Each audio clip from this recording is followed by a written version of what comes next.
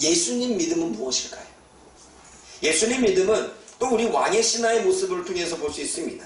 4장 53절 읽어보십시오. 4장 53절 시작. 그 아버지가 예수께서 내 아들이 살리라 말씀하신 그때인 줄 알고 자기와 그 온전히 말합니다. 지금 내려가는 길에 종들을 만났습니다. 그 종들에게 이야기합니다. 언제 났느냐라고 말했을 때 종들이 이때쯤 난 것 같으면 라고 말할 때 그때가 왕의 신하와 예수님이 대화를 할 때이고 예수님께서 내려가라 나았다 살아있다 라고 말할 그때 있음을 그가 깨닫게 되는 것입니다. 그래서 42절에 그 낫기 시작한 때를 물으니 어제 7시에 열기가 떨어졌나이다 하는지라 그의 아버지가 예수께서 내 아들이 살아있다 말씀하신 그때인 줄 알고 자기와 그 온 집안이 다 믿었더라라고 하는 것은 말씀은 넘어 예수님을 믿은 것입니다. 왕의 신하는 예수님을 믿었고 온 집안도 예수를 믿습니다. 왜? 경험했기에. 여러분 사마리아 동네 사람들의 믿음의 변화도 일어납니다. 4장 42절 읽어볼까요? 그들은 처음에는 여인의 말을 믿었습니다. 근데 이제는 너의 말이 아니라 예수님의 말씀을 우리가 믿을 수 있겠다. 근데 그 믿음을 더 넘어가 그분을 구주로 영접합니다. 여러분 4장 42절 읽겠습니다. 시작. 여자에게 말하되 이제 우리가 믿는 것은 내 말로 인하여 아니니 이는 우리가 신이 믿고 그가 참으로 세상의 구주이신 줄 알라. 그가 참으로 세상의 구주이고 구원자시고 주님이심을 이제는 너의 말이 아니라 그분을 뵈니 그분 자체를 우리가 믿을 수 있겠다라고 고백하고 있습니다. 예수님 자체를 믿고 있는 거죠. 삼위일체 하나님을 믿는 사람들이 있습니다. 여러분 하나님을 믿었던 사람을 봅시다. 우리가 갈렙과 여호수아를 둘 수 있죠. 갈렙과 여호수아는 여리고 성을 바라봤을 때 정말로 부정적인 사고를 가질 수밖에 없습니다. 큰 성이었습니다. 그리고 그 성을 무너뜨리기 쉽지 않습니다. 그리고 거기에는 아낙 자손이 살고 있었습니다. 거인들이 살고 있었습니다. 그들이 가지고 있던 무기도 이스라엘 백성들이 가지고 있던 무기와 다릅니다. 그러니 10명의 정탐꾼은 전혀 이길 수 없다. 정말 불가능한 일이다 라고 말할 때 갈렙과 여호수아는 이렇게 말합니다. 우리가 불가능한 것도 알고 우리가 그들에 비해 아무것도 아닌 건 알지만 하나님이 주신다고 하면 주실 것이다. 하나님이 승리를 주시면 가능하다. 하나님이 이루시면 가능하다. 하나님 자체를 믿었습니다.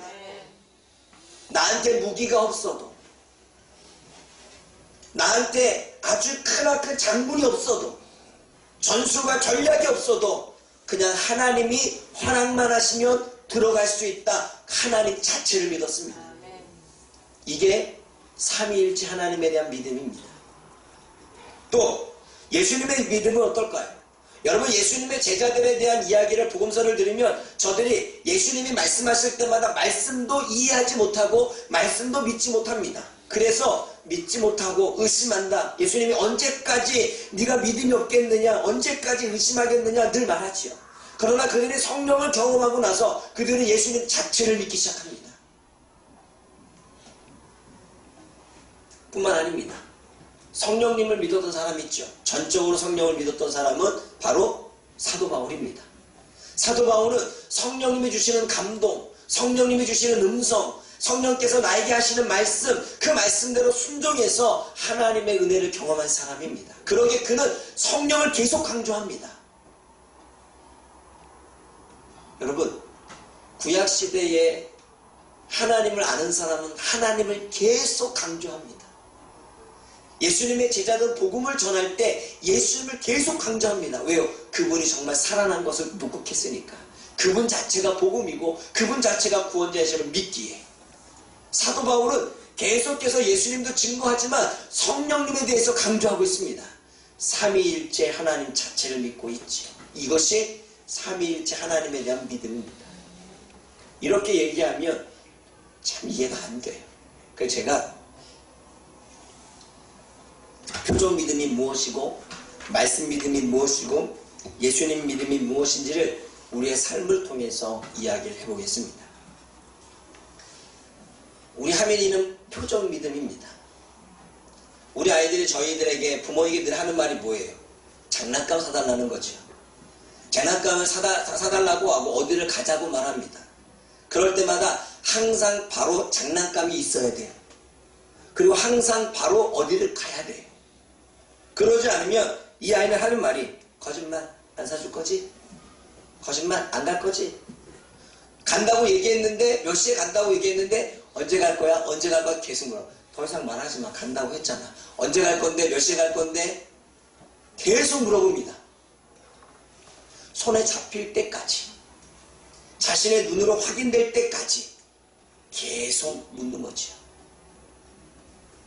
그게 바로 표적 믿음입니다. 장난감을 사줄 때까지, 그게 손안에 잡힐 때까지 믿지 못합니다. 내가 너무 불신을 줬나 봐요.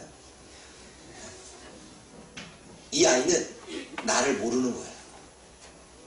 우리가 정말 하나님을 안다면 하나님은 표적과 하나님은 기사와 하나님은 응답 다 이루어주는 것이 아니라 하나님께서는 하나님 원하시는 대로 취사 선택하시겠지요. 그래 안 그래요?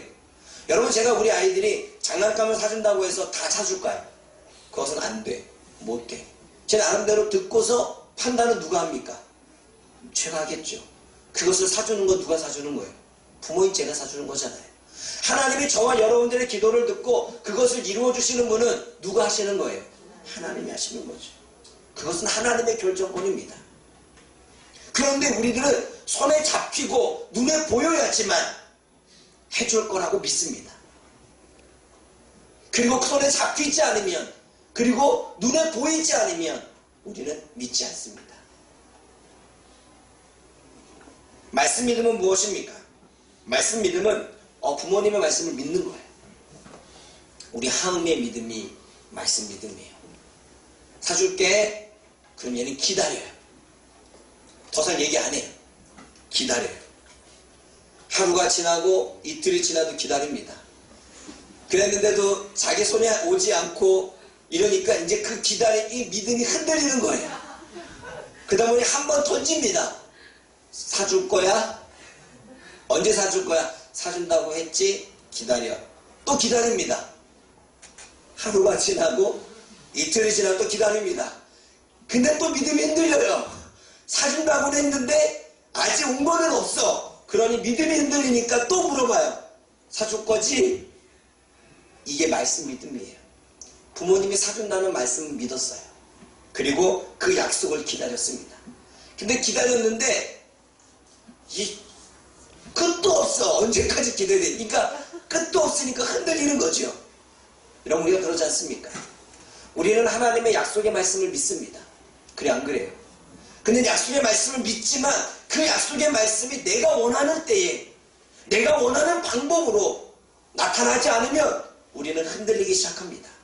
약속을 기다렸는데 하루가 지나고 이틀이 지나고 3일이 지났는데도 하나님이 약속하신 것을 이루어지지 않으면 우리는 그 믿음이, 그 약속이 흔들리기 시작합니다.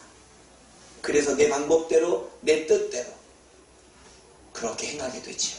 이것이 말씀 믿음이에요. 표적 믿음과는 좀 다르지요.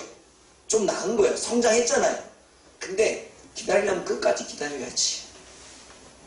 말씀 믿음도 하나님을 온전히 모르는 거예요. 표적 믿음은 하나님을 정말 모르는 거고,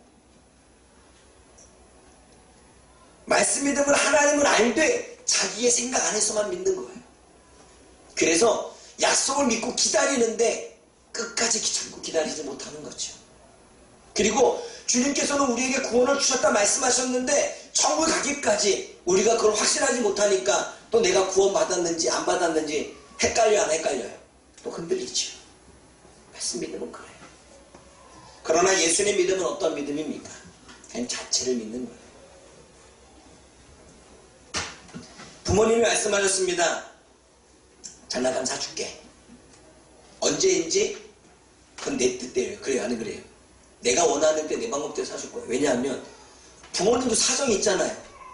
돈이 없을 수도 있고, 그리고 이거를 사주기에는 고가이면서 또 알아볼 수도 있겠죠.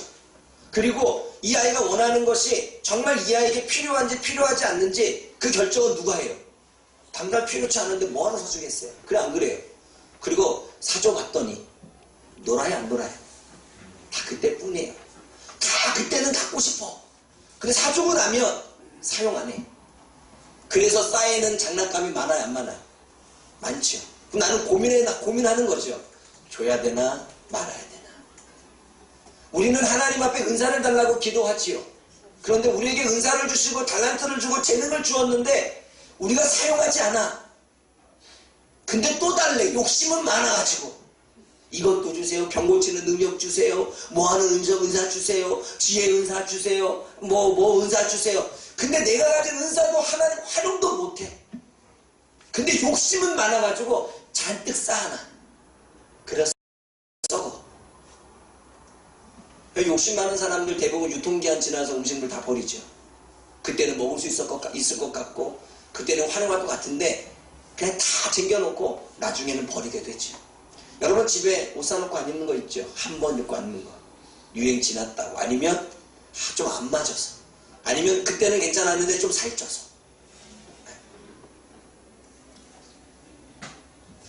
다 그래요. 그러기 때문에 그것을 판단하고 결정하는 것은 부모의 마음이지요. 그러면 부모가 사주겠다고 말했으면 그게 어느 때인지 언제인지 손에 잡히지 않아도 눈에 보이지 않아도 믿는 게 믿음이에요.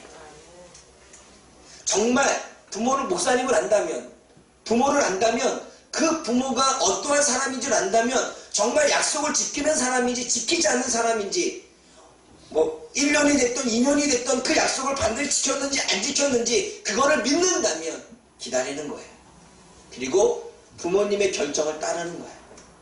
그래서 부모님이 해줄 때까지 믿고서 내가 원하는 때에, 내가 필요한 때에, 그리고 나의 가장 적절한 때에 알아서 주시겠지 믿고 더 이상 얘기하지 않는 거예요. 그게 믿음이에요.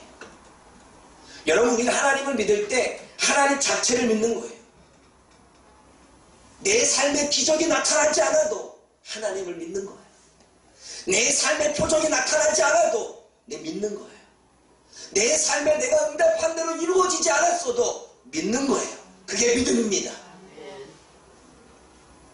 우리가 하나님을 안다면, 그 하나님의 신실함을 안다면, 그 하나님의 어떠한 존재인지를 안다면, 그분이 어떻게 일하셨는지를 안다면, 그분이 어떠한 방법으로 일하신지 안다면 우리는 그분이 그분의 방법대로 그 하나님의 뜻대로 일하실 것을 믿고 그분 자체를 믿고 우리는 기다리는 거예요. 언제까지? 주실 때까지 기다리면 돼요. 그리고 흔들리지 않는 거예요. 주님은 약속하신 것은 반드시 이루시고 약속하신 것은 반드시 신실하게 지키신 분이기에 그렇게 말씀에도 기록되어 있기에 그분을 믿고 그냥 기다리는 거예요. 아멘? 그분은 나에게 가장 좋은 거를 주시려고 하지요. 믿습니까? 그거를 믿는다면 지금의 고난 속에서도, 지금의 어려움 속에서도, 지금의 문제가 풀리지 않은 속에서도, 내가 기도해도 응답이 임하지 않아도 여전히 그것이 계속해서 진행형이라 할지라도 그분을 믿는 거예요. 가장 나의 좋을 때, 가장 나에게 필요할 때, 가장 나를 위해서 주님께서는 그때 나에게 주실 것입니다. 아니면 나에게 필요치 않는다면 주님께서는 허락하지 않겠죠. 왜요? 그분은 그것도 우리의 기도도 응답하지 않고 하나님께서 그냥 버리시는 이유는, 들어주지 않는 이유는 그것도 누구를 위해서? 나를 위해서 라고 믿는 거예요. 그러므로 우리는 늘 삶에 불평할 필요가 없습니다. 삶에 늘 원망할 필요가 없습니다. 삶에 늘 우리는 의심을 가질 필요가 없습니다. 우리가 문제가 풀리지 않아도 좌절하고 낙심할 필요 없습니다. 내가 기도했지만 그 기도가 응답되어지지 않아도 우리는 흔들릴 필요가 없는 거예요. 하나님은 다 들으셨고 하나님 안에서 언제 주어야 될지, 어느 때 주어야 될지, 얼마나 더 많은 것으로 주어야 될지, 주님께서는 더하여 주셔야 될지, 아니면 그대로 이루어져야 될지, 하나님은 하나님 편에서 우리를 위해서 생각함으로 주님이 행하신다는 사실입니다. 아멘. 그래서 믿는 거예요. 그래서 나에게 고난이 와도 감사한 거예요. 왜? 하나님은 나에게 가장 필요한 것을 주실 것이니까. 내 기도가 응답되지 않아도 흔들릴 필요가 없는 거예요. 이미 주님은 들으셨고 가장 필요할 때, 가장 중요할 때, 가장 나를 위해서 주님은 역사하실 것이기에. 아멘. 내가 문제, 여러 가지 고난, 여러 가지 어려움, 그것이 해결되지 않아도 우리는 절망할 필요가 없는 거예요. 왜냐하면 주님께서는 그 가운데서 우리들에게 원하는 순종의 모습도 있지만 주님께서는 그 순종을 보여준다면 하나님께서는 반드시 그것을 이루어 주실 것이기에 우리는 낙심하고 절망하는 게 아니라 자꾸 문제가 꼬여간다면 하나님이 나에게 무엇을 원하시는지를 먼저 되돌아봐야 되는 거예요. 왕의 신하는 표적 믿음을 가지고 있었어요. 표적 믿음을 갖고 있으니까 예수님께서 그 믿음을 성장시키기 위해서 자꾸 내려오라고 그랬는데 나 자꾸 왜 내려가라 그래. 차라리 네가 내려가. 근데 그 말을 듣고 감동이 왔는지 말씀을 믿고 내려가다 하인을 만나서 정말 예수님이 그때에 살아있다라고 말할 때 병이 치유됐다 말씀하셨을 때 그때 나는 것을 깨닫고 예수님 자체를 믿는 믿음의 성장. 이게 믿음의 성장입니다. 그래서 믿음의 성장은 처음에는 표적 믿음이에요. 이스라엘 백성들도 계속 표적을 보여줘야만 믿는 거예요. 그게 어린아이 신앙이죠. 표적이 없으면 못 믿어. 응답이 없으면 못 믿어. 그게 어린아이 신앙이죠. 조금 장성이 있으면 말씀을 믿습니다. 말씀을 믿고서 그 말씀 안에 살지만 흔들립니다. 넘어집니다. 쓰러집니다. 그게 청년, 중고등부 신앙의 믿음이죠. 영적으로.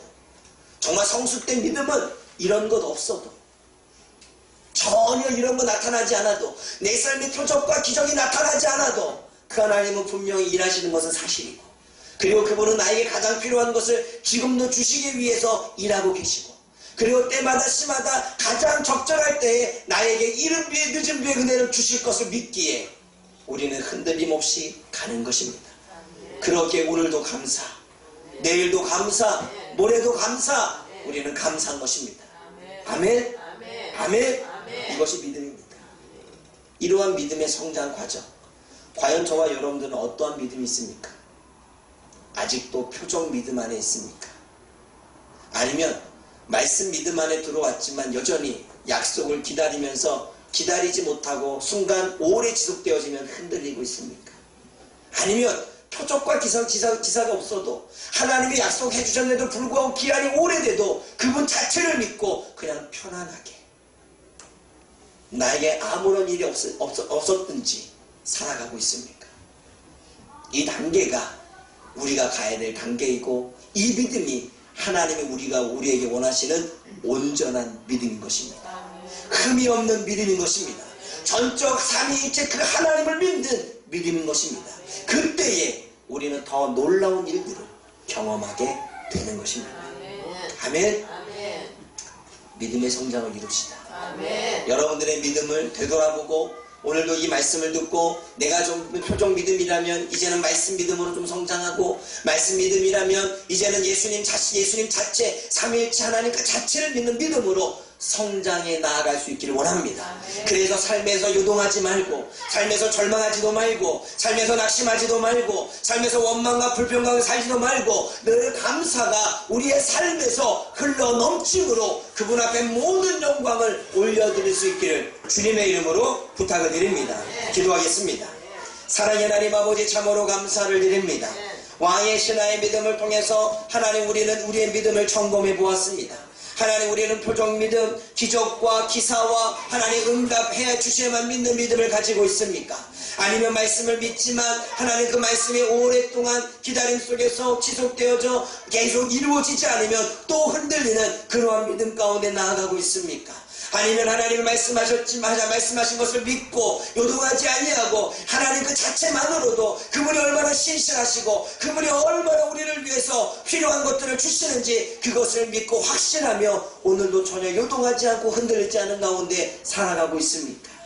하나님 우리의 믿음을 성장시켜 주옵소서. 우리의 믿음이 정체되어 있는 것이 아니라 하나님 우리의 믿음이 계속 성장함으로 하나님 자체만으로 하나님이 누구신가를 정확하게 알므로 그분이 우리를 위해서 어떻게 하시는지 알므로 그분이 얼마나 우리를 사랑하시는지 알기에 그분 자체를 믿고 나아갈 수 있도록 도와주옵소서. 그래서 우리가 흔들리지 않고 늘 평안함과 늘 감사와 늘 기쁨으로 살아가는 믿음의 성숙된 하나님의 백성들이 될 수 있도록 도와주옵소서. 예수님의 이름으로 감사하며 기도드립니다. 아멘.